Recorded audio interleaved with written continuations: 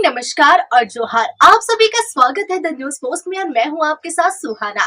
खबरों में आगे बढ़ेंगे। आज के झारखंड की तमाम 24 बड़ी खबरें और महत्वपूर्ण खबरों से रूबरू कराएंगे, लेकिन इससे पहले अगर आपने नहीं किया है द न्यूज पोस्ट को सब्सक्राइब, तो सबसे पहले आप हमारे चैनल को सब्सक्राइब करें, बेल आइकन पर क्लिक करना ना भूलें, क्योंकि इससे आपको राज्य भर की तमाम अपडेट मिलती रहेगी। तो चलिए शुरू करते हैं आज की महत्वपूर्ण खबरों से। झारखंड के मुख्यमंत्री हेमंत सोरेन के कारकेड में एक और गाड़ी शामिल होने वाली है। प्रशासी पदवर्ग समिति की बैठक में यह निर्णय लिया गया, जिसमें सीएम के काफिले में टोयोटा कैमरी को शामिल करने की अनुशंसा की गई। इस बैठक में झारखंड की चीफ सेक्रेटरी अलका तिवारी के लिए भी स्कोडा सुपर्ब की अनुशंसा की गई। उनके काफिले में 2 Mahindra Bolero new top model को भी शामिल करने का फैसला लिया गया है। मंत्रिमंडल सचिवालय एवं निगरानी विभाग समन्वय में प्रोटोकॉल कार्य के लिए टोयोटा वेलफायर वाहन खरीदा जाएगा। प्रशासी पदवर्ग समिति ने भी इस वाहन की खरीद की अनुशंसा की है। इस समिति के अध्यक्ष मुख्य सचिव है, जबकि सदस्य के रूप में कार्मिक सचिव, विकास आयुक्त, वित्त सचिव और योजना विकास के सचिव सदस्य है। दुमका पुलिस को साइबर अपराधियों के विरुद्ध बड़ी सफलता हाथ लगी है। पुलिस ने कार्रवाई करते हुए 7 साइबर अपराधियों को धर दबोचा। इसमें 3 दुमका, 3 देवघर और 1 पाकुड़ का रहने वाला है। सातों के पास से पुलिस ने 12 मोबाइल, 2 लैपटॉप, 12,000 रुपए और 1 ATM बरामद किया है। गिरोह के बाकी सदस्यों की तलाश की जा रही है। बता दें कि एसपी पीताम्बर सिंह खिरवाड़ ने मामले की जानकारी देते हुए बताया कि मुफस्सिल थाना प्रभारी को सूचना मिली थी कि आदित्य नारायण कॉलेज के पास एक निर्माणाधीन मकान में कुछ युवक लैपटॉप के साथ लोगों को अपने जाल में फंसाने की साजिश रच रहे हैं। प्रशिक्षु IPS डॉक्टर सैयद मुस्तफा हाशमी के नेतृत्व में टीम बनाकर दबिश दी गई। मौके पर से 7 युवकों को गिरफ्तार कर लिया गया। सभी ने अपना अपराध कबूल कर लिया है और बताया है कि जनवरी माह से ही वे साइबर ठगी कर रहे हैं। राजधानी रांची के पिठौरिया में मंगलवार को हुए विवाद का असर बुधवार को भी देखने को मिला। इस दौरान यहाँ की पुलिस को चेतावनी भी दी गई कि अगर 24 घंटे में आरोपियों को नहीं पकड़ा गया तो पिठौरिया चौक को बंद कर दिया जाएगा। इसकी सारी जिम्मेवारी जिला प्रशासन और स्थानीय पुलिस की होगी। आपको बता दें कि राजधानी रांची के पिठौरिया थाना क्षेत्र के हेठबालू गांव में सरहुल शोभा यात्रा के दौरान 2 गुटों में विवाद हो गया था। इस दौरान हुई मारपीट में कई लोग घायल भी हुए। इस घटना को लेकर बुधवार को केंद्रीय सरना समिति के अध्यक्ष अजय तिर्की पिठौरिया थाना क्षेत्र के हेठबालू गांव पहुंचे। उन्होंने प्रशासन से 24 घंटे में आरोपियों की गिरफ्तारी की मांग की। इधर पुलिस का कहना है कि मामले की जांच की जा रही है, दोषियों पर कड़ी कार्रवाई की जाएगी। सरायकेला जिला चांडिल अनुमंडल क्षेत्र में एक बड़ा रेल हादसा हो गया, जहां दक्षिण पूर्वी रेलवे के आंध्रा चक्रधरपुर प्रमंडल के मानेकुई स्टेशन के बीच चांडिल गोल चक्कर स्थित रेलवे ट्रैक में एक ट्रक गिर गया। यह ट्रक टाटा से रांची जा रहा था और रास्ते में NH-33 पर अनियंत्रित होकर 50 फीट नीचे रेलवे ट्रैक में जा गिरा। इस हादसे के कारण दक्षिण पूर्वी रेलवे के दोनों ट्रैक में ट्रेनों की आवाजाही बाधित हो गई।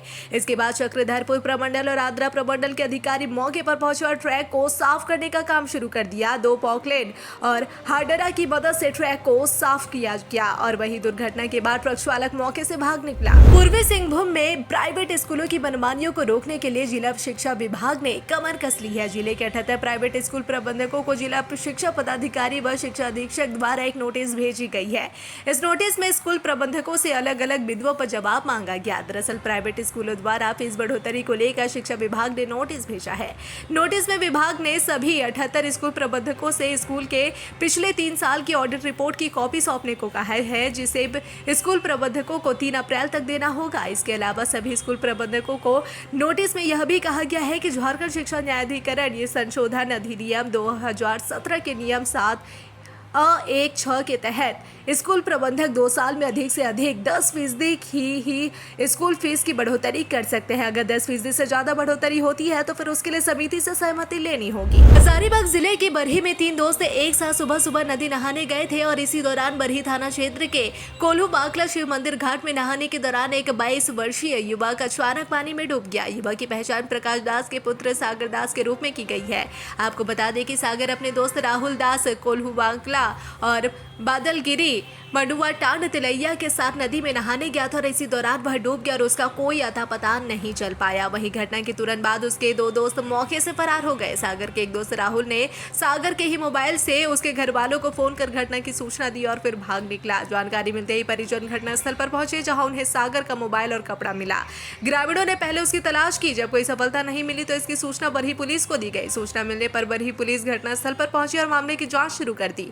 वहीं परिजनों ने सागर के दोस्तों पर सागर की हत्या कर शव को नदी में फेंकने का आरोप लगाया है। पुलिस मामले की जांच कर रही है। रामगढ़ जिले के पतरातू रेलवे फाटक पर बुधवार की सुबह हाई वोल्टेज ड्रामा देखने को मिला, जिसे देखने के लिए रेलवे फाटक पर लोगों की काफी ज्यादा भीड़ जुट गई। दरअसल पतरातू रेलवे फाटक के निकट बुधवार की सुबह करीब आधा दर्जन किन्नरों ने 3 फर्जी किन्नरों को पकड़ा। इस दौरान 2 फर्जी किन्नर भाग निकले, लेकिन एक फर्जी किन्नर को पकड़ लिया गया। फर्जी किन्नर को पकड़ने के बाद मौके पर मौजूद असली किन्नरों ने काफी बवाल किया। किन्नरों ने आरोप लगाया कि फर्जी किन्नर लड़का है और यह लड़की बनकर लोगों को ठगता है, ट्रेन आदि में पैसे आदि की उगाही करता है, साथ ही अवैध और गलत धंधा भी करता है। इससे उसके समाज को परेशानी होती है। सर, पत्नी मेरा कहना नहीं मानती थी, इसलिए टांगी से काटकर उसकी हत्या कर दी। यह कहना है पत्नी की हत्या के आरोप में बुधवार की सुबह गिरफ्तार हुए एक पति का। आपको बता दें कि पलामू जिला के उटारी रोड थाना क्षेत्र के दबार गांव में एक दिल दहला देने वाली घटना घटी है। यहां के रंजीत यादव ने अपनी 27 वर्षीय पत्नी रिंकी कुमारी की टांगी से काटकर हत्या कर दी। घटना के बाद पुलिस ने शव को कब्जे में लेकर पोस्टमार्टम के लिए सदर अस्पताल भेज दिया। इधर मामले में मृतका के पिता पलामू के छतरपुर गाँव निवासी नशीब यादव ने बताया कि कुछ दिन पहले रिंकी और उसके पति के बीच किसी बात को लेकर विवाद हुआ था। इस दौरान रिंकी के साथ मारपीट भी की गई थी। बाद में परिवार के बीच समझौता हो गया था, लेकिन मंगलवार को दोनों के बीच फिर किसी बात को लेकर विवाद हुआ।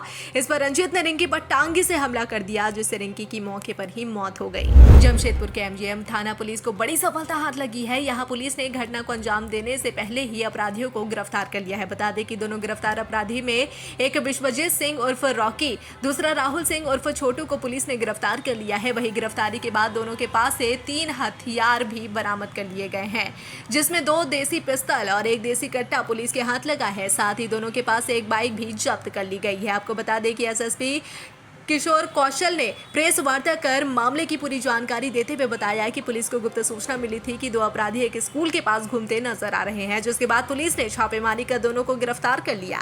जिसके बाद पूछताछ करने पर पता चला कि पूर्व में भी इन दोनों ने आपराधिक घटनाओं को अंजाम दिया है। फायरिंग, डराना, धमकाना और छिनताई जैसे मामलों में दोनों जेल भी जा चुके हैं।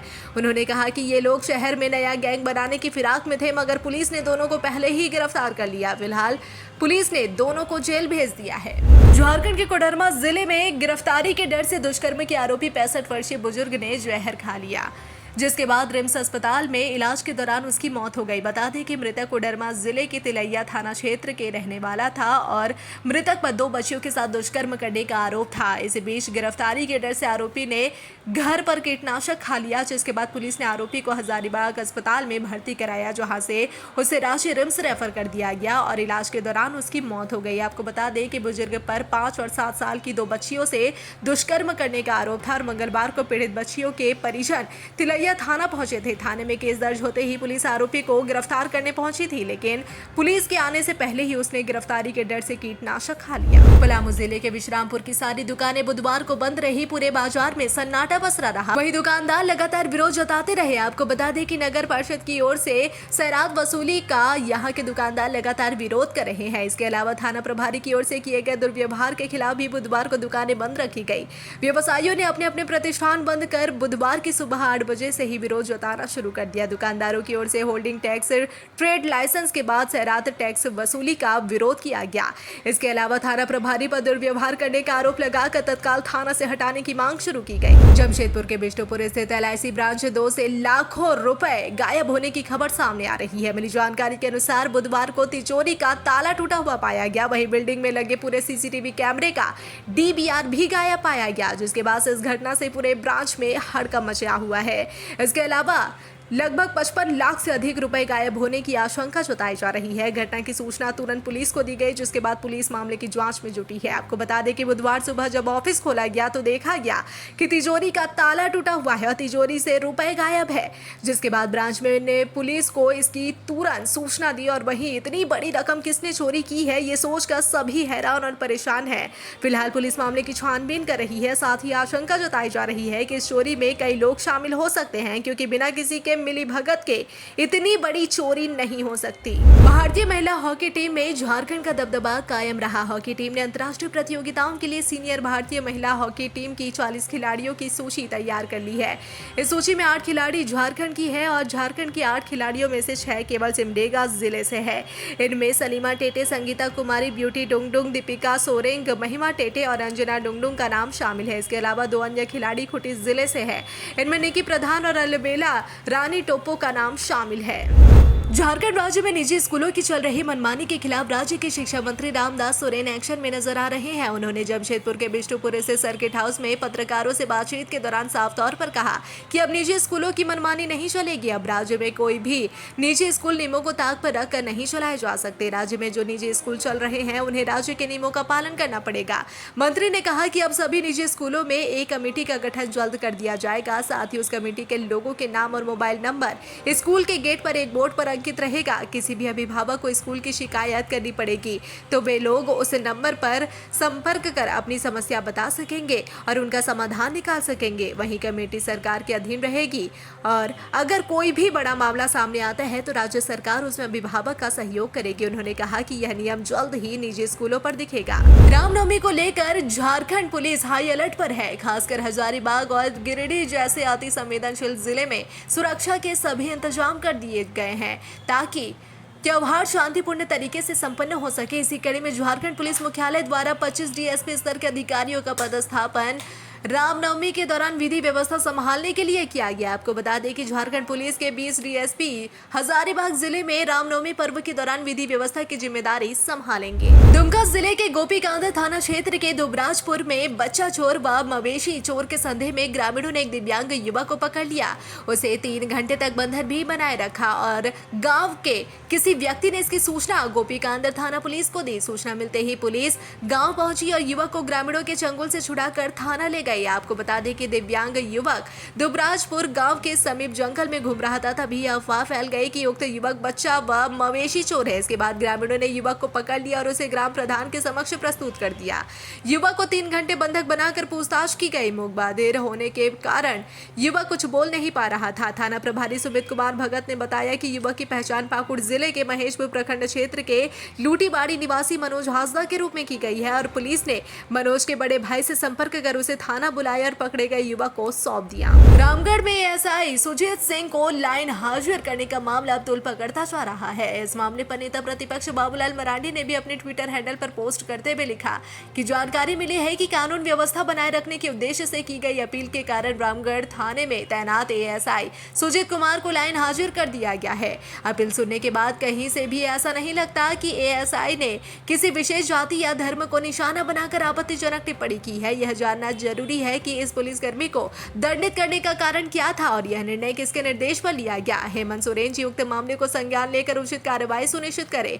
यदि इसी तरह की तुष्टीकरण की राजनीति के चलते कर्तव्यनिष्ठ पुलिसकर्मियों को दंडित करने की कार्रवाई होती रही तो फिर समाज में अमन चैन और सौहार्द बनाए रखना कैसे संभव होगा। इधर आम लोग भी पोस्ट कर एएसआई पर हुई कार्रवाई पर सवाल उठा रहे हैं। आंदोलन की चेतावनी के साथ सुजीत कुमार सिंह के लाइन हाजिर करने के आदेश को वापस लेने की मांग की जा रही है। पूर्वी सिंहभूम के बहरागोड़ा थाना क्षेत्र के मोटरखाम गांव में बुधवार की सुबह एक महिला को हाथी ने अपनी चपेट में ले लिया जिससे उसकी मौत हो गई। बता दें कि वह गांव के लोगों के साथ पत्ता तोड़ने गई थी और इसी दौरान झुंड से बिछड़े एक हाथी ने अचानक से पीछे से आकर महिला को सूंड से उठाकर पटक दिया। वहीं गांव के अन्य लोगों ने वहां भागकर अपनी जान बचा ली। आनन फानन में परिजनों ने इलाज के लिए मृत महिला को बहरागोड़ा सामुदायिक स्वास्थ्य केंद्र भी लाया लेकिन इलाज के दौरान ही उसकी मौत हो गई। वहीं घटना के बाद हाथी स्वर्ण रेखा नदी की ओर चला गया। बता दें कि स्वर्ण रेखा नदी में जलस्तर कम होने के कारण हाथी आसानी से नदी पार कर बहरागोड़ा की ओर प्रवेश करने जा रहे हैं। आदिवासी बहुल क्षेत्र में ग्रामीण अपने मवेशियों के लिए पत्ता चुनने के लिए जाते रहते हैं। इस दौरान जंगली हाथी अक्सर किसी न किसी को अपनी चपेट में ले लेते हैं। भारतीय जनता पार्टी के झारखंड प्रदेश अध्यक्ष बाबूलाल मरांडी ने चाईबासा के बाल सुधार गृह से 21 बाल कैदियों के फरार होने के मामले की जाँच की मांग की है। उन्होंने इसे सुरक्षा व्यवस्था में गंभीर चूक बताया। बाबूलाल मरांडी ने कहा कि चाईबासा की यह घटना दर्शाती है कि सरकार राज्य में बाल सुधार गृह के नाम पर केवल खाना पूर्ति कर रही है। बाबूलाल मरांडी ने सभी फरार बाल कैदियों को वापस लाकर उनकी उचित काउंसलिंग करवाने और इस घटना की उच्च स्तरीय जांच कराकर दोषी अधिकारियों और कर्मचारियों के खिलाफ उचित कार्रवाई की मांग की है। राज्य सरकार के स्कूली शिक्षा एवं साक्षरता विभाग द्वारा लिव फॉरवर्ड के सहयोग से राज्य में पहली बार राज्य स्तरीय FLN चैंपियनशिप का आयोजन किया जा रहा है। स्कूल, प्रखंड एवं जिला स्तरीय प्रतियोगिताओं के शीर्ष 216 विद्यार्थियों को राज्य स्तरीय FLN चैंपियनशिप में भाग लेने का मौका मिलेगा। इस प्रतियोगिता में सरकारी स्कूलों के कक्षा 2 से 5 तक के विद्यार्थी गणित, अंग्रेजी और हिंदी विषयों में अपनी रचनात्मक प्रस्तुति कौशल व प्रतिभा का प्रदर्शन करेंगे। आपको बता दें कि प्रतिष्ठित वर्ल्ड पावर चैंपियनशिप की तर्ज पर आयोजित की जा रही इस प्रतियोगिता का सेमीफाइनल 3 अप्रैल 2025 को झारखंड शैक्षिक अनुसंधान एवं प्रशिक्षण परिषद रातू में होगा। सेमीफाइनल में चयनित शीर्ष 72 विद्यार्थियों को 4 अप्रैल 2025 को शौर्य ऑडिटोरियम डोरंडा रांची में आयोजित होने वाली फाइनल प्रतियोगिता में अपनी प्रतिभा दिखाने का अवसर मिलेगा। रामगढ़, हजारीबाग, धनबाद और बोकारो के विद्यार्थियों और अभिभावकों के लिए आवास और भोजन की व्यवस्था BSNL प्रशिक्षण केंद्र में की जाएगी और शेष जिलों के प्रतिभागियों और अभिभावकों के लिए आवास और भोजन की व्यवस्था JCERT रातू में की जाएगी। राज्य स्तरीय प्रतियोगिता में राज्य भर से 179 शिक्षक भी भाग लेंगे।